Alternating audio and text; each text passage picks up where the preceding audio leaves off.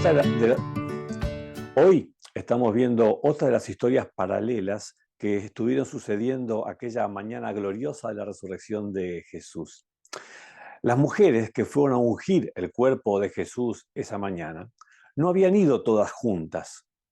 Por eso es que María Magdalena fue la primera en llegar al lugar. Juan lo cuenta así. El primer día de la semana, muy de mañana cuando todavía estaba oscuro, María Magdalena fue al sepulcro y vio que habían quitado la piedra que cubría la entrada. Antes de que las demás mujeres llegaran al sepulcro, ella vio la piedra movida. Ella no entró a ver dentro de la tumba. Su reacción fue ir corriendo a ver a Simón Pedro y al otro discípulo a quien Jesús amaba. Y les dijo: se han llevado del sepulcro al Señor y no sabemos dónde lo han puesto. Muy nerviosa, por supuesto, y alarmada, les compartió esta noticia de inmediato. Pedro y el otro discípulo se dirigieron entonces al sepulcro. Por supuesto, fueron corriendo para ver con sus propios ojos lo que María les había contado. Y María iba detrás de ellos, aunque, por supuesto, ella corría mucho más lento. Ambos fueron corriendo, pero como el otro discípulo corría más aprisa que Pedro, llegó primero al sepulcro. Los tres se separaron en esta corrida hacia el sepulcro. Por lo visto, Juan llegó primero, era más rápido que los otros, y cuando llegó, fíjate lo que dice el texto: inclinándose se asomó y vio allí las vendas, pero no entró. Apenas alcanzó a ver esto y se quedó pensando al costado de la entrada de la tumba. Tras él llegó Simón Pedro y entró en el sepulcro y vio allí las vendas. Te das cuenta que Pedro no solo miró hacia adentro, sino que impulsivo, así como era, él entró dentro de la tumba, se metió en ella y pudo ver el interior mucho mejor de lo que Juan había visto. Por eso es que él puede describirnos que además de ver allí las vendas y el sudario que había cubierto la cabeza de Jesús, aunque el sudario no estaba con las vendas, sino enrollado en un lugar aparte. Empiezan a sumarse detalles en esta observación más detalladas. Sin dudas, era muy llamativo lo que veía. Las vendas que habían cubierto a Jesús habían sido colocadas con cuidado y con prolijidad. Esto sin duda llamó muchísimo la atención de Pedro. ¿Habían robado el cuerpo de Jesús como les había sugerido María? Si un ladrón hubiese hecho esto, ¿se habría tomado el tiempo de doblar prolijamente las vendas y el sudario como él estaba viendo? Estas preguntas estaban en la mente de Pedro cuando en ese momento entró también el otro discípulo, el que había llegado primero al sepulcro y vio y creyó.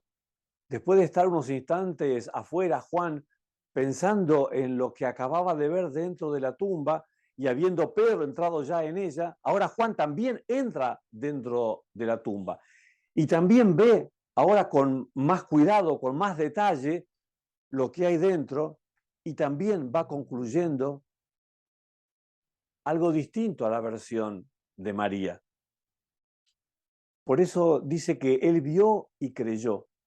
No está claro lo que él creyó realmente, porque ¿habrá creído que Jesús había resucitado? ¿Qué es lo que realmente había pasado? Lo cierto es que la Escritura dice que hasta entonces no habían entendido la Escritura, que dice que Jesús tenía que resucitar.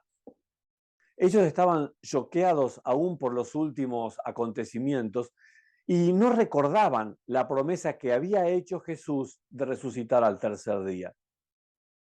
Estaban asombrados, sorprendidos, descolocados, expectantes, y tratando de entender lo que habían visto, ellos se volvieron a su casa.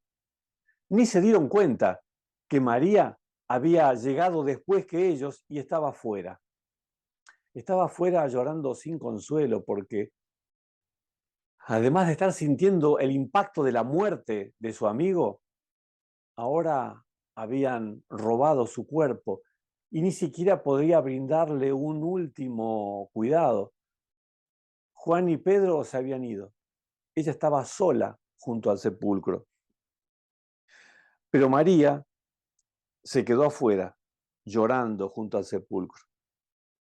Mientras lloraba, se inclinó para mirar dentro del sepulcro y vio a dos ángeles vestidos de blanco, sentados donde había estado el cuerpo de Jesús, uno a la cabecera y el otro a los pies. Se acercó al sepulcro y miró dentro.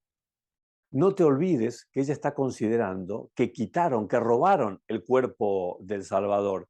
Y considerando esto que habían hecho con su amado Salvador, estando allí esos dos jóvenes desconocidos para ella, que estaban dentro del sepulcro, ¿qué habrá pensado ella sobre estos dos personajes desconocidos? Porque la Escritura nos cuenta que eran ángeles, pero cuando María, en medio de sus lágrimas, los ve, no ve ángeles. Lo que ve son dos desconocidos que están en el lugar donde había estado puesto su Señor y ahora él ya no estaba. Muy posiblemente ellos sabían de qué se trataba, qué es lo que había pasado con el cuerpo de Jesús. Y nos dice que le preguntaron a ella, ¿por qué lloras, mujer? Le preguntaron los ángeles. Es que se han llevado a mi Señor y no sé dónde lo han puesto, les respondió. María no tiene consuelo. No existían palabras que pudieran sacarla de su angustia. Luego de explicarles a los jóvenes, dejó de verlos a ellos. Apenas les dijo esto, volvió la mirada y allí vio a Jesús de pie, aunque no sabía que era él. Qué momento este que se está avecinando. Un tercer personaje entra en escena para aumentar su confusión en este momento, porque ya se está encontrando entre tres hombres desconocidos, seguramente los responsables del robo del movimiento del cuerpo injustificado.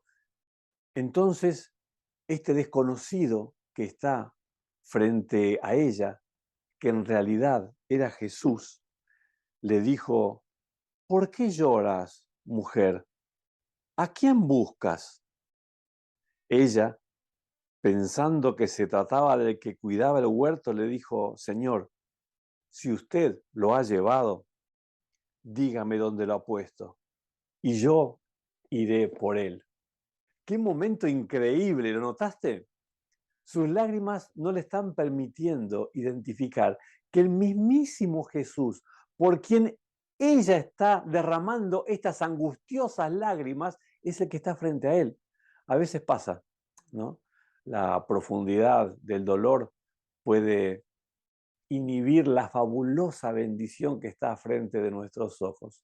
Al observar las palabras con las que María habla a este desconocido, entendemos que ella pudo haber interpretado también que a Jesús lo sacaron de esa tumba, quizás no por robarlo, sino porque no correspondía que un pobre como Jesús estuviera en un sepulcro de ricos como ese que estaba ocupando.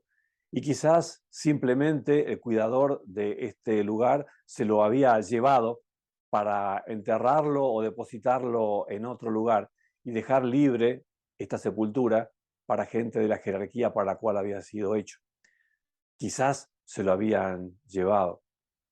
Y María tenía un pensamiento, porque te diste cuenta que ella le dice, deje que yo me voy a encargar del cuerpo, si usted se lo llevó, dígame dónde está y yo me voy a hacer cargo de él.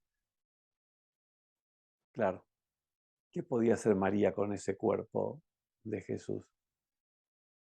¿Dónde dejaría ese cuerpo? Ella era María Magdalena, la hermana de Marta, la hermana de Lázaro. Hacía muy pocos días atrás había una tumba vacía en Betania, la tumba de su hermano Lázaro, a quien Jesús había resucitado. Seguramente María estaba pensando que ese era el lugar que ella podía disponer para que el cuerpo de Jesús pudiese permanecer. Entonces Jesús la llama por su nombre. María, le dijo Jesús. Ella se volvió y exclamó, Raboni, que en arameo significa maestro. Cuando Jesús la menciona por su nombre, ese tono, esa voz, le resulta inconfundible. Qué impacto fulminante en los sentimientos de esta mujer. Fue este un momento demasiado bueno para poder razonarlo y reaccionar con tranquilidad. Ella parece haberse lanzado sobre Jesús seguramente y indudablemente para abrazarlo, pero Jesús la detuvo. Suéltame, porque todavía no he vuelto al Padre. Ve más bien a mis hermanos y diles, vuelvo a mi Padre, que es Padre de ustedes, a mi Dios, que es el Dios de ustedes. María estaba ahora viendo y escuchando a Jesús. ¿Cómo soportar ese momento sin abrazarlo con todas sus fuerzas? Y además debía dejarlo para contar la novedad a los discípulos que seguían llorando esta pérdida infinita. Así que María Magdalena fue a darle la noticia, el notición a los discípulos. He visto al Señor, exclamaba, y les contaba lo que él le había dicho. Sí, María sumó ahora su mensaje al de sus amigas que también habían llegado y que también estaban compartiendo la novedad con los discípulos. Ellas también se habían encontrado con Jesús mientras regresaban a la ciudad. El relato dice que en eso Jesús les salió al encuentro y las saludó. Ellas se le acercaron, le abrazaron los pies y lo adoraron. No tengan miedo, les dijo Jesús. Vayan a decirle a mis hermanos que se dirijan a Galilea y allí me verán. María y estas mujeres compartieron la mejor noticia con los angustiados discípulos. Ella fue y avisó a los que habían estado con él que estaban lamentándose y llorando, pero ellos, al oír que Jesús estaba vivo y que ella lo había visto, no le creyeron. ¿Cómo imaginarse a María compartiendo con toda la emoción del momento lo que acababa de vivir, contándoles esta espectacular noticia y los discípulos no le creen? Pero no solo ella está compartiendo esto, también las demás. Era un grupo importante de mujeres que también estaban compartiendo la noticia. Dice San Lucas que al regresar del sepulcro les contaron todas las cosas a los 11 y a todos los demás. Las mujeres eran María Magdalena, Juana, María la madre de Jacobo y las demás que acompañaban. Pero a los discípulos el relato les pareció una tontería, así que no les creyeron. Está claro que todos tenemos nuestro tiempo para creer. Esto es demasiado bueno para ser verdad. Y en medio del festejo y la alegría de las amigas de Jesús, los discípulos se molestaron con ellas y ridiculizaban su testimonio. Sabían que era imposible. Pero las buenas noticias recién estaban empezando a explotar. Estas mujeres fueron las primeras privilegiadas que compartieron con emoción y alegría con los discípulos, que no terminaban de creer. Demasiado bueno para ser cierto, pensaban ellos. Pero este día, el día de la resurrección, tenía preparados un montón de momentos espectaculares para que los discípulos pudieran finalmente descubrir, entender y festejar que Jesús había resucitado. Vamos a seguir acompañándolo en los siguientes videos también.